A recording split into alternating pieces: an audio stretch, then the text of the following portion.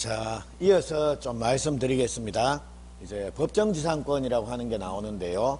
법정지상권은 우리 민법에는 법정지상권이 두 개가 나옵니다. 366조하고 305조가 있는데 305조는 거의 잊혀진 조문이고요. 그러니까 여러분들은 우리 민법에 법정지상권이 하나 나오고 관습상의 법정지상권이 하나 나오고 해서 시험 문제는 요 두 개밖에 요거 두 개 정도만 비교를 하십시오.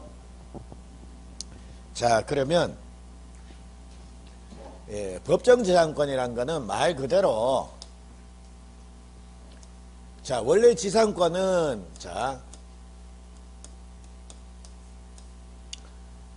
땅 주인하고 땅을 빌려 쓰는 애가 서로 합의해가지고 당신 땅 좀 빌려 씁시다 해가지고 지상권 설정 계약을 하는 게 일반적인 모습이다라는 겁니다.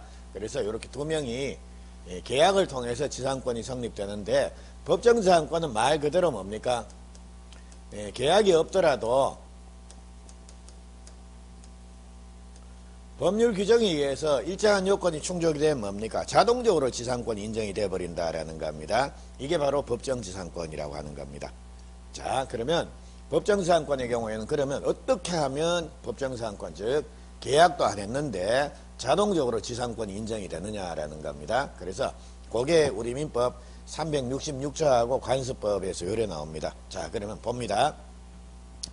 원래 을이란 애가, 즉 을이 갑의 토지에서 자신의 건물이나 공작물이나 수목을 소유하기 위해서 갑의 땅을 이렇게 쓰게 된다라는 겁니다. 그러면 이렇게 쓰려고 그러면 을은 갑하고 뭐 지상권 설정 계약 이런 걸 하면 되겠죠. 그러면 자, 이렇게 얘는 요 땅을 쓸 수가 있다라는 겁니다. 근데 이렇게 계약이 없더라도 계약 안 하더라도 일정한 요건이 충족이 되면 을이 자동적으로 갑의 토지 위에 지상권을 갖게 되는 경우가 있다라는 겁니다. 그게 법정지상권입니다. 그럼 보십시오. 자, 제가 예전에 한번 말씀을 드렸는데, 자, 지금 을이라는 애가 갑의 땅을 쓰는 방법은 여러 가지가 있습니다. 그게 지상권도 있고 전세권도 있고 혹은 임차권도 있고 임대차도 있고. 자, 이런 방법을 통해서 자, 을이 갑의 땅을 빌려 쓸 수가 있다라는 겁니다. 근데 자, 우리 지상권하고 전세권 이런 것들은 물권입니다. 그리고 임차권은 채권에 불과하다라는 겁니다. 그러니까 물권이 채권보다 훨씬 더 세죠. 그러면 땅을 빌려주는 갑의 입장에서는 자기 땅을 빌려 쓰는 을이라는 애가 센 권리를 가지는 게 좋겠습니까? 약한 권리를 가지는 게 좋겠습니까? 즉 갑의 입장에서는 을이라는 애가 훅 불면 훅 날아가는 게 좋겠습니까? 아니면 버티고 있는 게 낫겠습니까? 날아가는 게 낫죠. 그냥 건드리기도 전에 날아가주면 제일 좋고. 그래서 야 입장에서는 제일 선호하는 게 뭡니까? 임대차 계약하자. 요걸 제일 선호할 거다라는 겁니다. 근데 얘 입장에서는 뭐가 제일 낫습니까? 이게 제일 낫습니다. 이거하고 이거는 둘 다 물건인데 지상권은 보십시오. 아까 보니까 영구무한의 지상권 이런 것도 가능하지 않습니까? 근데 전세권은 길어봤자 몇 년입니까? 10년 넘으면 또 연장하고 이렇게 갱신해야 되는 겁니다. 그러니까 최소한 전세권의 경우에는 10년에 한 번씩 을이 갑한테 뭡니까? 바카스라도 한 병 사들고 가고 아이고 잘 계셨죠 해가지고 소위 말해 이제 아양을 좀 떨어야 된다라는 겁니다. 근데 지상권의 경우는 뭡니까? 존속기간 영구무한 이렇게 해버리면 그냥 이자 뿌지 않습니까? 그리고 지상권은 나중에 나올 때 건물 남아있는 이걸 좀 사주라 해서 팔고 나올 수가 있습니다. 그래서 이제 둘 다 물건인데 전세권보다는 지상권이 훨씬 더 얘한테 남의 땅을 빌려 쓰는 사람한테는 더 낫다라고 보시면 되겠습니다. 근데 현실적으로 땅 주인이 세겠습니까? 땅을 빌려 쓰는 애가 세겠습니까? 그렇죠. 주인이죠. 주인이 그냥 야, 난 임대차 계약 체결하려고 하는데 싫어? 그럼 난 안 빌려줄란다. 딴 데 가서 알아봐라. 이래 될 거다라는 겁니다. 근데 을이라는 애가 만약 경제적인 강자입니다. 그러니까 예를 들면 대기업이라든지 이래 되면 대기업이 땅을 자기 명의로 사가지고 뭐 물류 창고를 짓는다든지 이래 돼버리면 나중에 뭐 세금 문제라든지 이것 때문에 아이고 차라리 빌려 쓰는 게 낫겠다라고 생각할 수도 있지 않습니까? 이런 경우에 대기업에서 갑한테 야 이거 우리 50년 동안 좀 쓸 거고 그리고 요거 월세는 제대로, 그러니까 차임은 제가 제대로 지급할 테니까 50년 빌려 쓰자. 이래 되면 땅 주인 입장에서 뭡니까? 거부할 필요 없지 않습니까? 그래서 이처럼 남의 땅을 빌려 쓰는 애가 뭐 경제적인 강자라든지 이렇게 되면 지상권 이런 것들이 이용이 되기도 합니다. 근데 웬만해가지고는 어떻습니까? 대부분 임대차다라는 겁니다. 됐죠? 자, 근데 땅 주인은 관여도 안 했는데 법률 규정에 의해서 자동적으로 뭡니까? 을이라는 애가 지상권을 갖는 경우도 있다라는 겁니다. 그래 되면 땅 주인 입장에서는 환장하는 겁니다. 그러니까 나는 그냥 기껏 해야 임대차 정도만 해주고 싶은데 얘가 지상권을 가진다라고 하면 땅 주인 입장에서는 그냥 땅이 반쯤 뺏기는 거다라는 생각이 들 겁니다. 예, 그래서 땅 주인 입장에는 대단히 피곤한데, 예, 그래서 실제 법정지상권이라고 하는 것은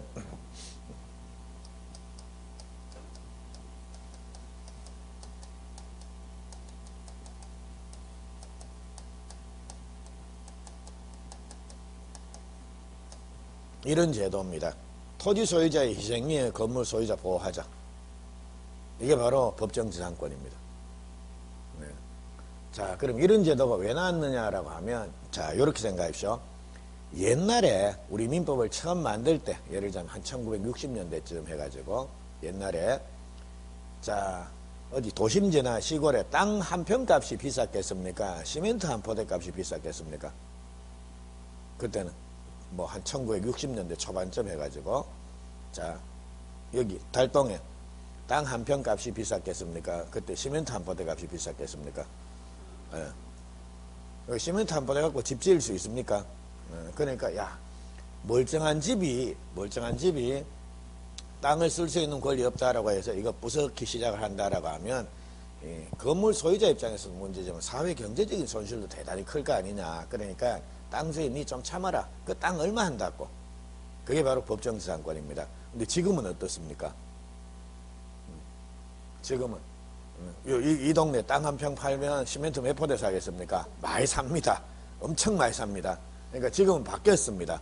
그래서 예, 법정지상권 이것도 이 부분에 대해서도 이거는 어차피 법에 규정이 있으니까 할 수 없다 인정을 해주자. 그런데 이거는 민법에 근거도 없는데 관습법이라는 이유로 그러니까 토지 소유자 희생만을 너무 강요하면 이제 이거 없어질 때 안 됐나 해가지고 이걸 자꾸 폐지하자라는 말도 많습니다. 근데 결국은 예, 이겁니다. 결국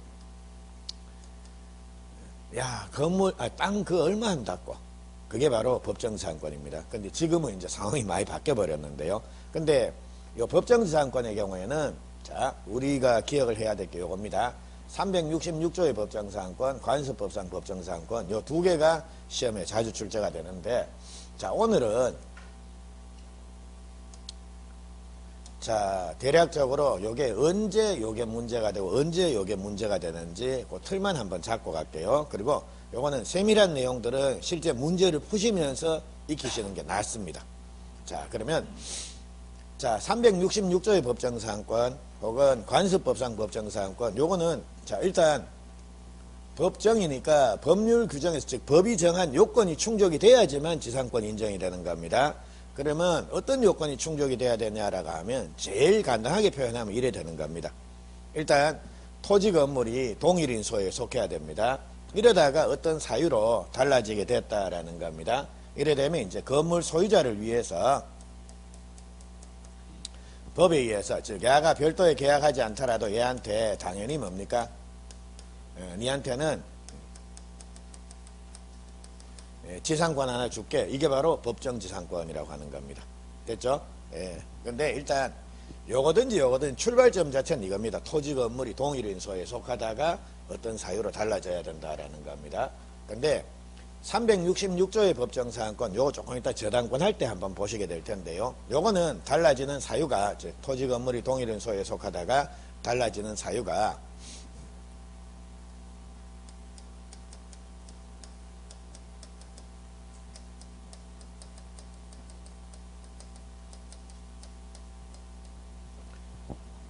자, 갑이 자기 건물에다가 저당권을 하나 설정을 해놨다라는 겁니다. 자, 그러다가 물론 토지 건물에 함께 저당권이 설정되는 게 일반적인 모습인데요. 하여튼 그냥 편의상 제가 여기에 저당권 건물에만 저당권 설정해놨다고 요리 봤습니다. 그래서 설정해놨다가 자, 갑이라는 애가 돈을 안 갚았다라는 겁니다. 자, 이런 경우에 이제 저당권 실행 경매가 일어난다라는 겁니다. 자, 이렇게 해가지고 토지 건물의 소유자가 이렇게 달라졌다라는 겁니다. 그럼 요때 건물 소유자한테 인정이 되는 지상권, 이게 바로 법정지상권, 366조의 법정지상권이라고 하는 겁니다. 그래서 366조는 법정지상권 인정이 되기 위해서는 반드시 뭡니까? 저당권이 설정됐다가 토지 건물의 소유자가 달라져야 되는 겁니다. 자, 근데 요겁니다. 관습법상 법정지상권은 요거 저당권 설정 이외의 사유들입니다. 네? 달라지는 원인이. 그래서 예를 들자면 갑이 을한테 대해서 자기 건물만 팔 수도 있습니까? 없습니까? 반드시 토지 건물을 같이 팔아야 됩니까? 아니죠. 그러니까 자기들 합의해가지고 야 건물만 좀 팔게. 그래 을이 뭡니까? 오케이. 내가 건물만 살겠어. 그래 땅 살 돈도 없고 그리고 나중에 돈 생기면 땅 살게. 우선은 건물만 사자 해서 갑도 뭡니까? 오케이. 했다라는 겁니다. 그래서 이제 건물만 팔았다라는 겁니다. 근데 팔자마자 갑이라는 애가 야, 난 니한테 지상권 설정 안 해줄란다. 건물 부사라. 이래 되면 얼마나 황당하겠습니까? 그러니까 자, 갑이 건물만 을한테 팔았다. 혹은 갑이 건물만 을한테 정의했다. 다양한 원인들이 있을 수 있습니다. 하여튼 저당권 실행 경매 이외의 사유로 토지 건물의 소유자가 달라지게 되면 여기 나오는 사유들은 많습니다. 매매도 있을 거고 증여도 있을 거고 공매도 있을 거고 혹은 강제 경매도 있을 거고 공유물 분할도 있을 거고. 그래서 요거 하나 사유 외에 다른 사유들이 발생을 하게 되면 요건 전부 다 관습법상 법정지상권으로 해결한다라는 겁니다. 자, 근데 자,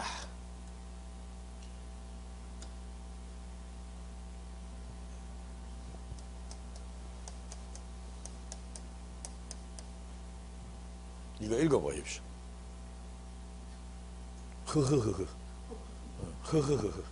됐죠? 그래서 이런 사유로 달라지게 되면 관습상의 법정지상권이 인정이 되는가. 이게 환지 처분이 되는 바람에 달라졌다. 혹은 환매권이 행사되는 바람에 달라졌다. 혹은 계약이 해제가 되는 바람에 토지 건물의 소유자가 달라졌다. 그리고 명의신탁이 해지가 되는 바람에 달라졌다. 이런 경우에는 관습상의 법정지상권도 인정이 안 됩니다. 그래서 법정지상권은 일단 사유입니다. 그러니까 자, 어떤 경우에 366으로 하고 어떤 거에 관습법으로 오느냐라는 겁니다. 그래서 366으로 가기 위해서 뭡니까? 저당권 설정 요 사유밖에 없습니다. 그 외의 사유는 전부 뭐다라는 겁니까? 여기입니다. 근데 만약 이런 흐흐흐로 달라지게 되면 관습상의 법정지상권 인정이 되느냐라는 겁니다. 됩니까? 안 됩니까? 이거는 관습상의 법정지상권도 안 된다라는 겁니다. 됐죠? 여기까지입니다. 그리고 요렇게 법정지상권은 깊이 들어가는 순간 헤맵니다. 그러니까 보고 뭡니까? 이게 흐흐흐 모양이네. 그래 답 찾으면 됩니다. 쉽죠? 뭐 답만 찾으면 되지 않습니까? 그래서 이런 내용들 앞으로 조금 더 세밀하게 볼 겁니다. 자, 그거 됐고. 그리고 자, 나온 김에 요거도 한번 정리해 볼까요? 요거 조금 이따 뒤에서 저당권 할 때 한번 보시게 될 텐데, 자, 요런 사유입니다. 자, 일단 자, 토지의 건물의 저당권이 설정되고 난 이후에 저당권 실행 경매가 되는 바람에 이렇게 달라졌다라는 거. 그러면 366의 법정지상권이 인정이 되는데, 요거는 뭐가 문제가 되냐라고 하면 요겁니다.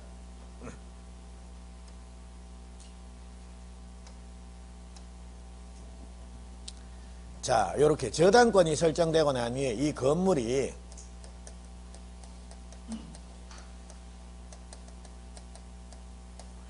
정개축이 됐다 혹은 신축이 됐다라는 겁니다. 그 상태에서 저당권 실행 경매가 일어나서 토지 건물의 소유자가 달라졌다라는 겁니다. 이런 경우에도 여기에 저당권이 설정되는데 그 이후에 건물이 정개축이 됐다. 원래는 요만한 건물이었는데 이만큼 정개축을 했다 혹은 뭐 신축했다 이런 겁니다. 이런 경우에도 법정사항권이 인정이 되느냐라는 겁니다. 인정이 된다라고 하면 옛날 건물 기준으로 법정사항권을 인정할 것인가 새 건물 기준으로 인정할 것이냐라는 겁니다. 그리고 이번에는 토지 건물에 공동저당이 설정이 되고 그 다음에 건물이 철거가 되고 신축이 됐다. 이때는 법정사항권이 인정이 되는가 혹은 공동 근저당이 설정이 되고 근저당 그 다음에 토지 건물의 소유자가 경매로 인해서 토지 건물의 소유자가 달라졌다. 이때는 법정사항권이 인정이 되겠느냐라는 겁니다. 그래서 요것도 자 앞으로 이제 지금 요거 할 때 우리 아마 다음 시간쯤 돼서 요거 뒤에 상세히 볼 겁니다. 그때 이제 요거를 상세히 말씀을 드리겠지만 요겁니다. 공동 더하기 신축 이래 되면 이때는 법정사항권이 인정이 안 됩니다.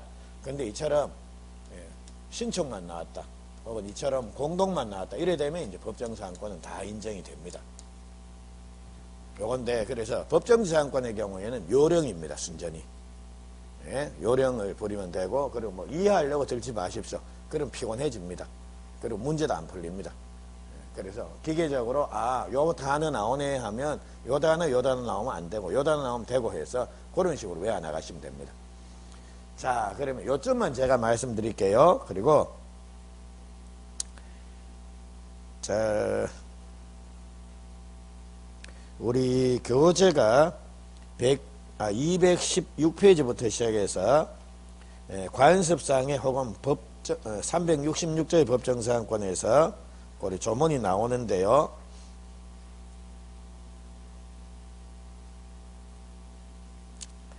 자, 우리 218조 참고삼아 한번 볼까요?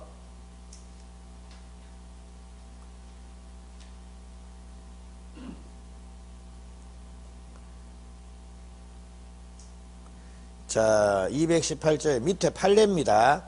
관습상의 법정사항권 성립 여부에서 매매 인정, 강제경매 인정, 토지 공유 중에 1인이 토지 지분회를 전매한 경우 부정, 나대지의 환매 특약 뭐 어쩌고 저쩌고 부정, 환지처분 부정, 명의신탁 해지 부정, 그리고 옆 페이지에 구분 소유적 공유 관계에 있는 어쩌고 저쩌고에 의해서 부정 뭐 이렇게 쭉 나오죠. 그 결론 부분입니다. 결론 부분만 이렇게 기억하시면 됩니다. 그러니까 밑에 있는 판례 내용을 쭉 읽는 순간 여러분 엮이는 겁니다. 그래서 자 일단 여러분들 이렇게 생각하십시오. 아까 제가 말씀드렸죠.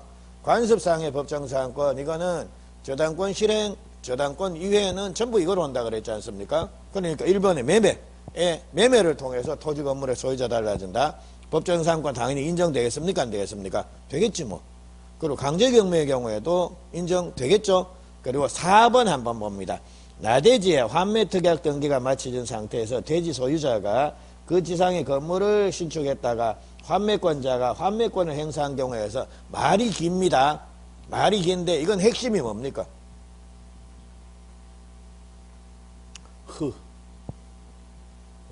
됐죠?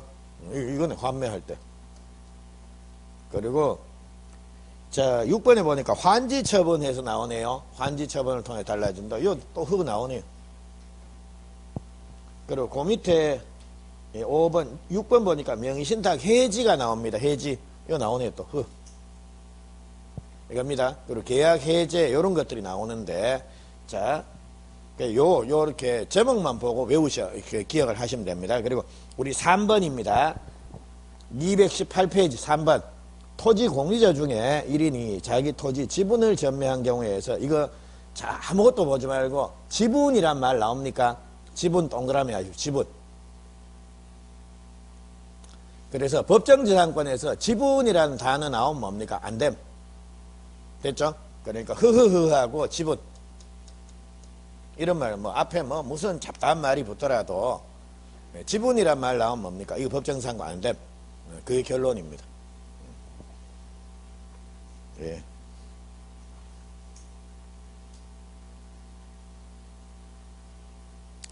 자, 그리고 우리 220페이지 보시면 양괄로 4번에 366조의 법정사항권에서 요래 나옵니다. 그거도 자 221페이지에 보시면 4번 한번 볼까요? 박스에 4번 저당권 설정 당시의 건물을 신축한 경우에서 구건물 기준으로 인정한다란 말 나옵니까? 그럼 밑에 보면 5번에 공동저당이 설정된 후에 건물을 철거하고 신축한 경우란 말 나오죠. 예, 이게 자, 그 위에 4번에 저당권 설정 당시의 건물을 신축한 경우 신축 동그라미 하나 해 놓으십시오. 그리고 5번에 공동저당이 설정된 후에 건물을 철거하고 신축한 경우에서 그 공동저당할 때 공동 동그라미 하나 뒤에 신축 동그라미 하나 그게 이겁니다. 이거 공동 더하기 신축 이런 경우에는 366의 법정사항권 인정이 됩니까? 안 됩니까? 안 됩니다. 위에 있는 4번은 이겁니다. 뭐 신축했다 뭐 혹은 증개축했다 이렇게 신축 영원 딸랑 나오면 요때는 된다. 대신 인정되는 범위는 새 건물 기준으로 법정사항권이 인정이 되는 게 아니라 뭡니까? 구건물 범위 내에서 인정이 된다라는 거 그겁니다. 그 내용인데 밑에 내용 보지 말고 그래서 법정사항권의 경우에는 이처럼 제목만 딱딱딱딱 보고 풀어야 됩니다. 그러니까 밑에 있는 그 여러분들도 나중에 복습이나 뭐 이거 하실 때 여기 교재 부분에 있는 거 뒤 밑에 있는 거 그냥 이해를 위해서 한번 읽어보는 건 괜찮은데 밑에 거 자꾸 읽다 보면 법정사항권은 결국 고생만 직사하고 놓칩니다. 그러니까 이거는 그냥 간단하게 기계적으로 그렇게만 기억을 해 놓으십시오.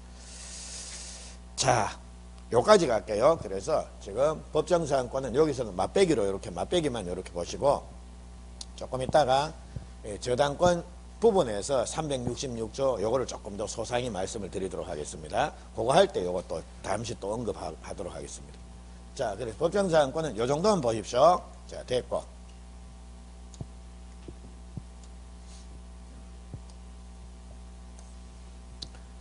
자, 그러면 지상권은 이처럼 양이 제법 많습니다. 우리 담보지상권이란 어려운 부분도 나오고요. 법정사항권도 나오는데 그 다음 나오는 게 이제 지역권인데 지역권은 나오는 내용들이 늘상 나온다라고 보시면 됩니다. 그리고 지역권이 나오면 요 그림을 꼭 봐놓으십시오.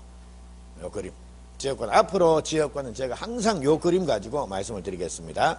그래서 요게 A 소유의 토지고 요게 B 소유의 토지다라는 겁니다. 근데 B 소유의 토지, 즉 B 토지는 A 토지를 거쳐 나가지 않으면 도로 진입이 불가능하다든지 비용이 대단히 많이 든다라는 겁니다. 이런 경우에는 할 수 없이 이거 통과해서 가야 되는 겁니다. 그래서 이처럼 자기 토지의 편익을 위해서 타인의 토지를 통행, 즉 이용하는 권리, 이게 바로 뭐라는 겁니까? 지역권입니다. 그래서 291조를 보니까 지역권자는 일정한 목적을 위해서, 일정한 목적은 뭐 이 통행을 위해서라든지 뭐 혹은 용수를 위해서 다양한 목적들이 있습니다. 그래서 목적을 위해서 타인의 토지를 자기 토지의 편익에 이용하는 권리가 있다라고 되어 있죠. 그래서 이처럼 남의 땅을 왔다 갔다 통행할 수 있는 이런 권리가 바로 지역권이라고 하는 겁니다. 근데 지역권에 있어서 편익을 받는 토지입니다. 지역권을, 자, 즉, 지역권이 필요한 토지다라고 해서 편익을 받는 토지, 지땅, 이게 바로 요역지라고 요래 부릅니다. 그리고 편익을 주는 토지입니다. 이거는 지역권을 승낙해주는 토지다라고 해서 승역지라고 요래 부릅니다. 그래서, 자, 조문 다시 볼게요. 지역권자는 일정한 목적을 위해서 타인의 토지, 즉, 승역지를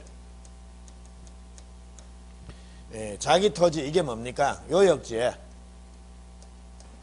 편익에 이용하는 권리가 있다라고 해서 이렇게 해석을 할 수가 있다라는 겁니다. 자, 됐고요. 그리고 이 그림 우리 왜 지난 시간에 219조 주의토지 통행권 해가지고 요 똑같은 그림을 그렸습니다. 그래서 주의토지 통행권은 이제 요 공로 진입에 비용이 대단히 많이 든다라고 하면 야는 이 땅 좀 밟고 나갑시다라고 할 수 있다 그랬지 않습니까? 그리고 주의토지 통행권이 지역권보다 훨씬 더 유연하고 탄력적이고 그랬지 않습니까? 근데 주의토지 통행권의 최대 단점은 유상이 최대 단점입니다. 그 외에는 모든 면에서 주의토지 통행권이 지역권보다 낫습니다. 왜냐하면 봅니다. 지역권의 경우에는 여기 지역권 설정을 했다라는 겁니다. 그럼 지역권이 성립하기 위해서는 이따가 뭡니까? 등기까지 해야 됩니다. 그런데 승역지 소유자가 이따가 건물을 지어버렸다라는 겁니다. 그럼 이제 이 지역권 설정 등기하고 이거 말소하고 다시 또 뭡니까? 여기다가 지역권 설정 등기 또 해야 됩니다. 불편합니다. 근데 주의토지 통행권 어떻습니까? 다니다가 집 지으면 그냥 일로 다니면 됩니다. 뭐 등기고 뭐고 필요 없이. 됐죠? 그래서 대부분의 경우에는 실제로는 지역권 설정 등기를 하는 것보다 주의토지 통행권을 많이 이용을 합니다. 근데 지역권은 시험에 나오기가 좋습니다. 시험 문제. 그러니까 이거는 문제를 위한 문제가 오히려 더 많이 출제된다라고 보시면 됩니다. 자, 그럼 요쯤 해놓고 지역권은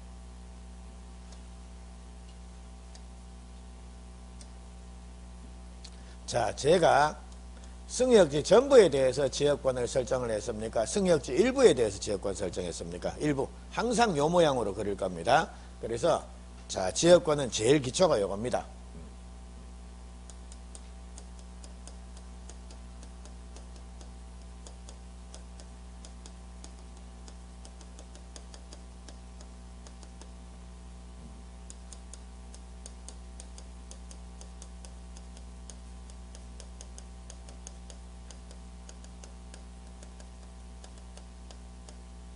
자, 말장난 같은데, 자, 토지 일부 위에 지역권을 설정할 수가 있느냐라는 겁니다. 네, 토지 일부 위에. 이 토지는 뭘 말하는 겁니까? 네, 승역지 일부 위에 지역권을 설정할 수가 있습니까? 요 말입니다. 요거는 됩니다. 그런데 토지 일부를 위해서 지역권을 설정할 수가 있는 거예요. 여기 토지는 뭘 말하는 겁니까? 요역지. 그래서 우리 요역지 요만큼만을 위해서 지역권을 설정하는 것, 이런 것들은 허용이 안 됩니다. 그러니까 요역지는 한 필지 전부에 대해서 지역권이 설정이 돼야 된다라는 겁니다. 편익을 다 받아야 됩니다. 반면 승역지, 자, 요거는 요건 전부 다가 돼야 됩니다. 근데 승역지의 경우에는 승역지 일부 위에 지역권을 설정하는 거, 요것도 가능하다라는 겁니다. 됐죠? 그래서 요거 하나 기억을 좀 해놓고요. 자, 지역권은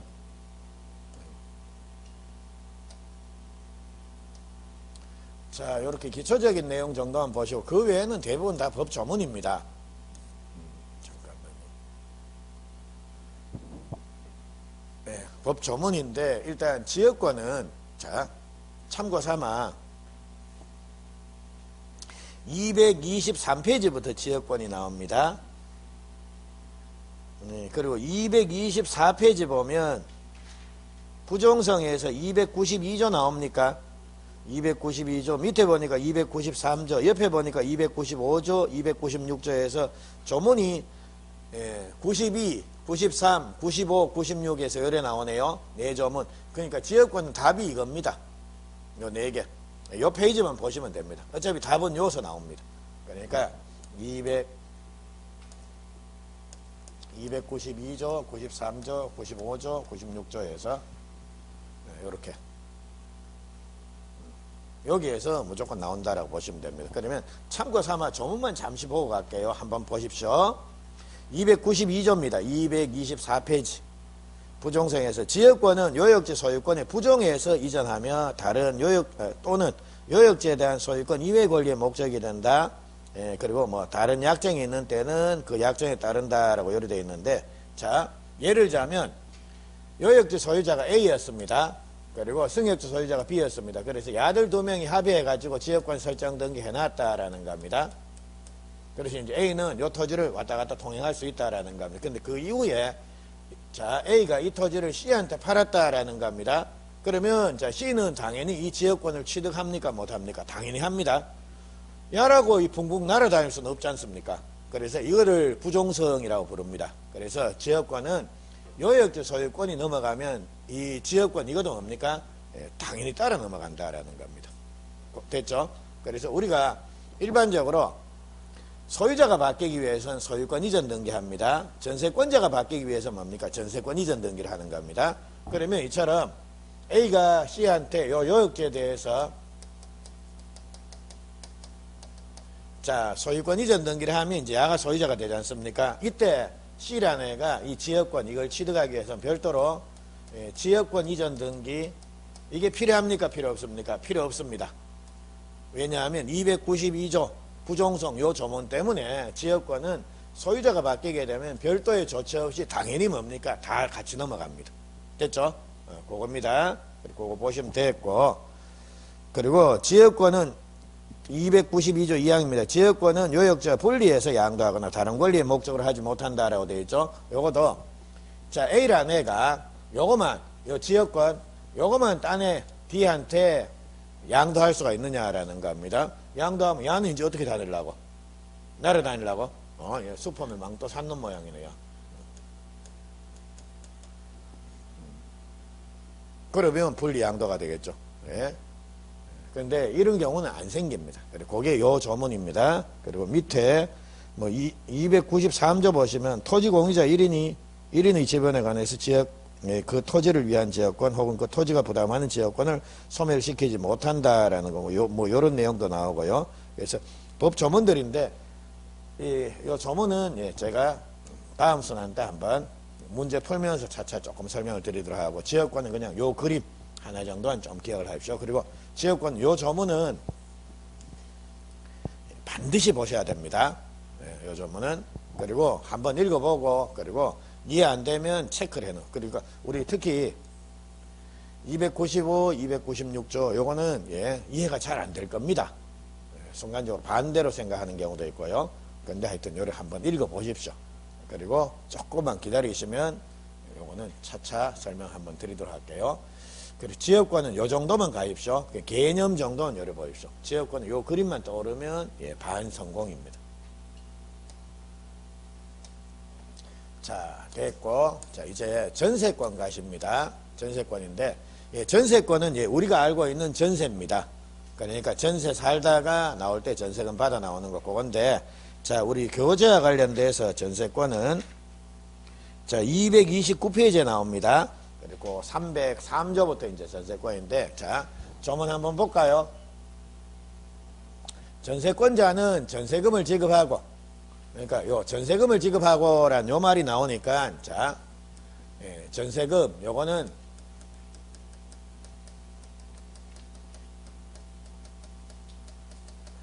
전세권의 성립 요소다라는 겁니다. 아까 왜 지료 나왔죠? 지상권의 경우 지료는 지상권의 성립 요소입니까? 아닙니까? 아니죠. 그러니까 무상의 지상권도 가능하다라는 겁니다. 근데 전세권에 있어서는 조문을 보니까 전세권자는 전세금을 지급하고란 말이 나오더라는 겁니다. 그러니까 전세금이 없는 전세권은 존속할 수 있습니까? 없습니까? 그런 건 없습니다.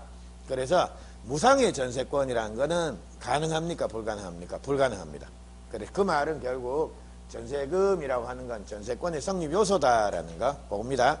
전세금을 지급하고 타인의 부동산을 점유하면서 그 부동산을 용도에 쫓아서 사용 수익하며라고 되어 있어요. 요거 때문에 이제 전세권은 용익물권이다라는 겁니다.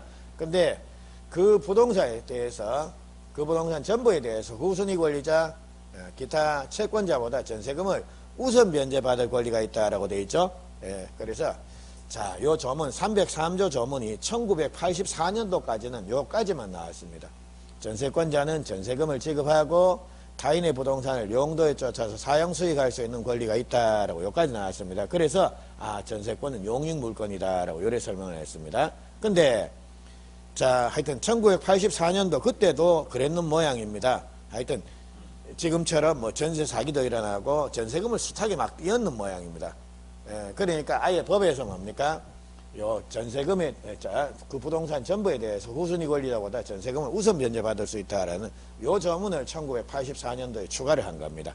근데 요거 때문에 이제 전세권이 꼬이기 시작한 겁니다. 자, 우리 보십시오. 우선 변제받을 수 있다라는 권리, 즉 우선 변제권 이거는 용익물권에서 나타나는 효력입니까? 담보물권에서 나타나는 효력입니까? 담보물권입니다. 그러니까 저당권자는 저당권 설정 등기 해놓으면 뭡니까? 남들보다 내가 먼저 받는 권리를 획득하는 겁니다. 그래서 자, 이 우선 변제란 말 자체는 이거는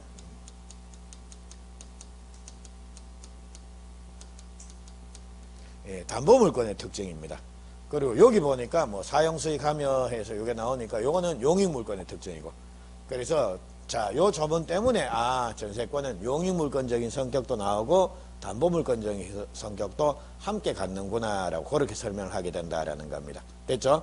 자, 그래서 이제 전세권은 어려워지기 시작합니다. 자, 그리고 두 번째 요거는 약관의 감초인데 전세권과 관련돼서 이 조문이 상당히 자주 나옵니다. 농경지는 전세권의 목적으로 할 수 있다 없다? 없습니다. 그러니까 농경지에 대해서는 전세권 설정을 못합니다. 자, 왜 이런 조문을 뒀냐라고 하면 과거에 우리 소작제도라고 하는 게 있었습니다. 그러니까 이 잘못하면 전세권이 농경지에 대해서 전세권을 인정해버리면 이 소작 비슷하게 운영이 될 것 같다라는 겁니다. 그래서 아예 법 조문에서 농경지는 전세권의 목적으로 하지 못합니다라고 해서 이렇게 조문을 둔 겁니다. 자, 근데 유의를 하셔야 될 거는 전세권에만 요 조문이 나옵니다. 그러니까 농경지에 대해서 지상권을 설정할 수는 있습니까? 없습니까? 이건 됩니다. 조문이 없습니다. 예, 전세권만 요 조문이 나옵니다. 그리고 농경지를 임대차 하는 거 이건 됩니까? 안 됩니까? 그것도 됩니다. 다 됩니다. 근데 야, 아까 왜 남의 땅을 빌려 쓰는 권리는 지상권도 있고 전세권도 있고 임차권도 있고 많다 그랬지 않습니까? 하는 기능은 비슷비슷합니다. 다만 걔들이 힘이 세냐 약하냐 그 차이점입니다. 근데 전세권의 경우에는 왜 안 되는데 이런 거는 왜 되는데 예, 야들은 조문이 없으니까 되는 겁니다. 그리고 전세권은 그냥 요렇게 조문이 있으니까 안 된다라는 겁니다. 그래서 그것 때문에 요 조문이 예, 자주 출제가 됩니다. 자, 됐고요. 그리고 이제 첫 번째 요 전세권은 303조 1항을 보니까 전세권은 이처럼 사용수익할 수 있다라고 해서 용익물권적인 성격하고 예, 우선 변제받을 수 있다라는 담보물권적인 성격 요거를 함께 예, 가지더라는 겁니다. 그래서 요거는 시간적인 순서에 따라서 이제 예, 그 성격이 나타나는 게 조금씩 다른데요. 요겁니다. 자, 예를 들자면 여기에서 전세권이 설정이 되고 여기에서 전세권의 존속기간이 만료가 됐다라는 겁니다. 자, 그러면 요겁니다. 전세권 설정 등기를 하고 전세권 존속기간이 만료될 때 요까지는 전세권의 용익물권적인 성격이 강합니다. 즉 존속기간 중에는 전세권은 타인의 물건을 용도에 쫓아서 사용수익할 수 있다는 용익물권적인 성격이 강한데요. 자, 전세권의 존속기간이 만료되고 난 이후에는 이제 담보물권적인 성격이 함께 나타납니다. 그리고 전세권 설정 등기, 요거, 존속기간이 시작되기 전에 전세권 설정 등기를 마쳤다라고 하면 요 등기도 유효다라는 거 아닙니까? 그래서 요것도. 자, 우리 전세권의 존속기간이 만료되기 전에 전세권 설정 등기 할 수 있을까요? 없을까요? 자, 예를 들자면 제가 내일 여러분 집에 전세 들어가 살기로 했다라는 거. 계약서에는 내일입니다. 근데 내일 자, 이사하고 막 복잡할 거 아닙니까? 그러니까 제가 여러분의 양해를 얻어서 오늘 그 아파트에다 전세권 설정 등기 좀 합시다라고 얘기를 한 겁니다. 그리고 여러분이 오케이 했다라는 겁니다. 그래서 내일 이제 전세권 설정, 자, 그 계약서 쓰고 다 하는데 오늘 미리 하루 전에 전세권 설정 등기 미리 맞춰 놓을 수 있습니까? 없습니까? 안 됩니까? 그럼 막, 그 당일날, 일부는 자, 이삿짐 막 옮기고, 일부는 등기소 가가지고 전세권 설정 등기하고 이래야 되는 겁니까? 그러면 등기소 가는 거는 가위바위보에서 갑니까? 이삿짐 하는 거하고, 그건 가위바위보 하는 겁니까? 이긴 사람 마음대로 해가지고. 그래서 전세권 존속기간이 시작되기 전에도 전세권 설정 등기를 할 수 있습니다. 할 수 있고요. 그리고 요거는 왜 우리 이게 뭐 요거를 담보물권적인 성격이다라고 요래 부르는데요. 그러니까 우리 저당권은 돈 빌려주기 전에 저당권 설정 등기를 미리 해놓을 수도 있습니다.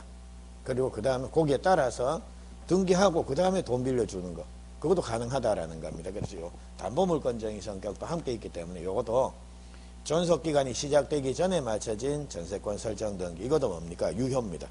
그러니까 이거는 이렇게 현실적으로 생각하시면 됩니다. 아이고 그 이사하는 날 전세 이삿짐 나르는 날 누구는 등기소 가서 등기해야 되고 누구는 이삿짐 날라야 되고 그럼 너무 번거롭지 않습니까? 그러니까 오늘 같이 이삿짐 나르고 어제 미리 뭐 해놓을 수 있다라는 겁니까? 전세권 설정 등기하는 거 그것도 가능하다라는 겁니다. 됐죠? 그래서 그게 요 말입니다. 그리고 존속기간 중에는 사용수익하니까 용익물권적인 성격이 나오고요. 자, 존속기간이 만료되고 난 이후에는 이제 용익물권적인 성격, 담보물권적인 성격이 함께 나타납니다.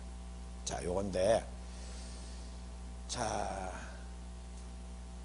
제가 요거를, 요 부분, 요거는, 요 부분을 설명을 아직 안 드렸는데, 여기 한번 잠시 가볼까요?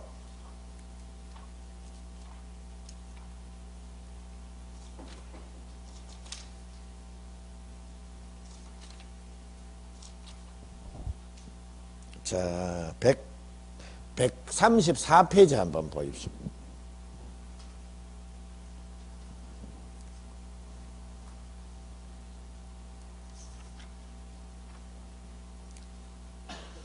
자, 134페이지 보니까 187조 보신 기억 나시죠? 예.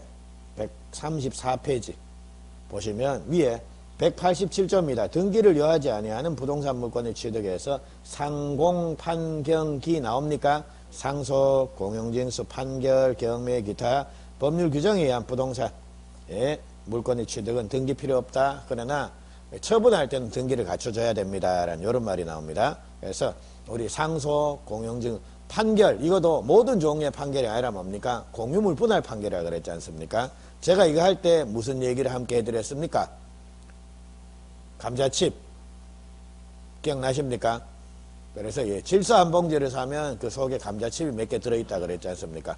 감자칩 사면 감자칩 봉지에 질소가 들어있는 게 아니라 질소 한 봉지를 사면 그 감자칩이 한 서너 개 들어있습니다. 그거 말씀을 드렸습니다. 그리고 마지막에 기타 법률 규정 해가지고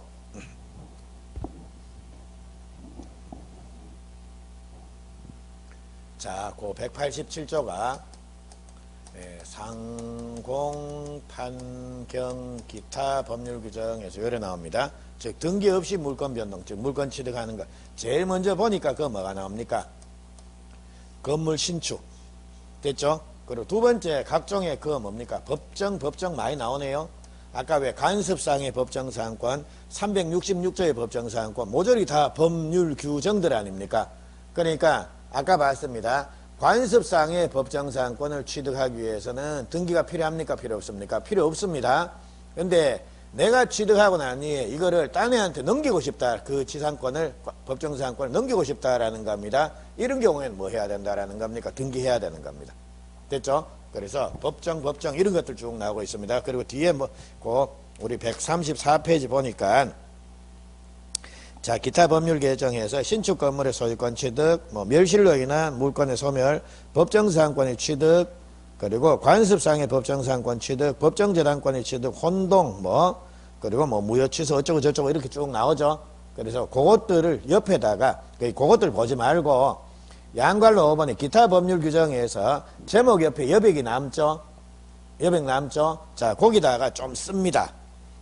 그러니까, 자, 직접 한번 요래 써 보십시오. 요거는 시험에 자주 나오는 것들 제가 한 4개 정도만 요래 좀 써 드릴게요. 그러니까 양괄로 5번 제목 옆에다 요렇게 좀 써 놓으십시오.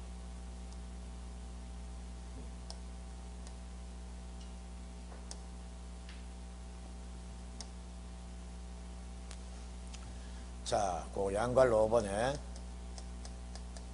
기타 법률 규정에서 요래 나오는데 요 옆에다 요래 씁니다. 4개 쓸 겁니다. 그러니까 공간을 잘 확보를 하셔야 됩니다. 첫째,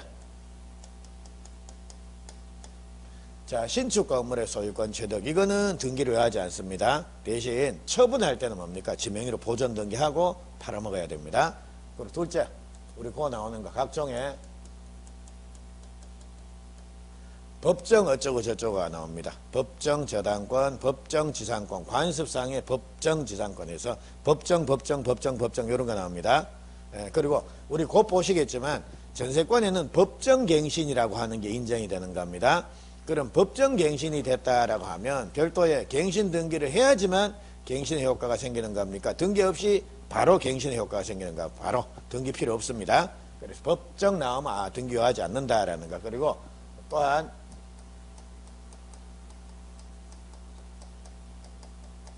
자, 분묘기지권 요것도 관습법에 의해서 인정이 되는 권리입니다. 그래서 요것도 분묘기지권의 취득 이것도 등기를 요하지 않습니다. 그리고 요거 분묘기지권은 나중에 중개사법에서 자주 나오는 내용이니까 거기서 조금 상세히 보십시오. 대략적으로 요거. 그리고 세 번째, 존속기간 만료로 인한 용익물권 소멸. 이거 좀 기네요. 존속기간 만료로 인한 용익물권 소멸. 요거는 별도의 등기료와 말소 등기 같은 거 필요 없습니다. 그리고 네 번째, 변제로 인한 저당권 소멸.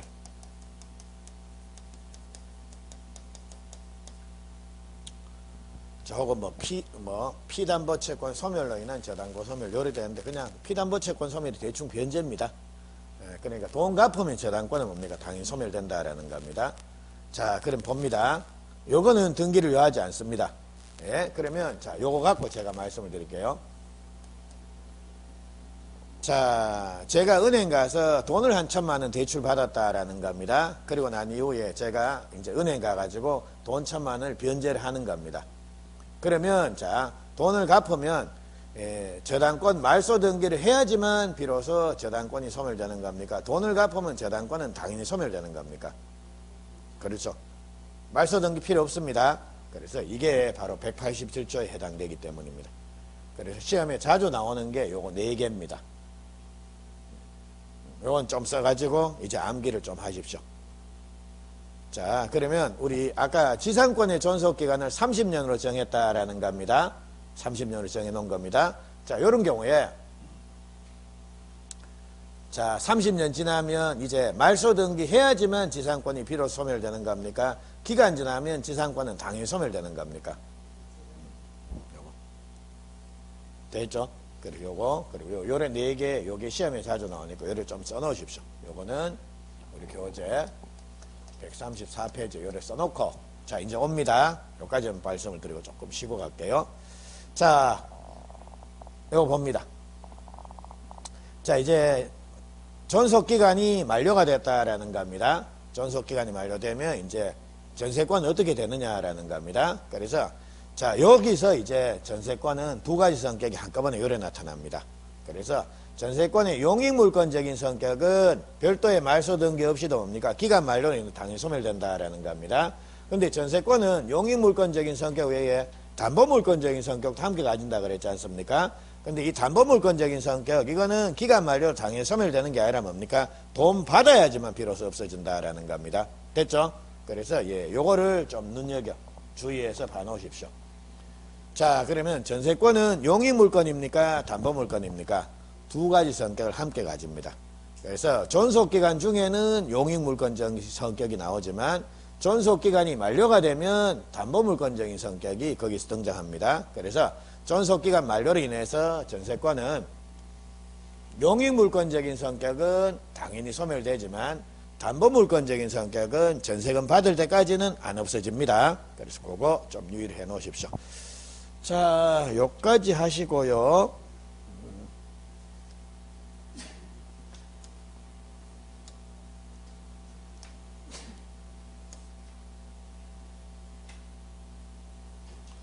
예, 요 전세금 요거는 이제 조금만 쉬시고 전세금은 이어서 말씀을 드릴게요. 조금만 쉬시고 전세금하고 뒤에 있는 전세권 부분을 좀 함께 보시도록 합니다. 조금 쉬고 갑니다.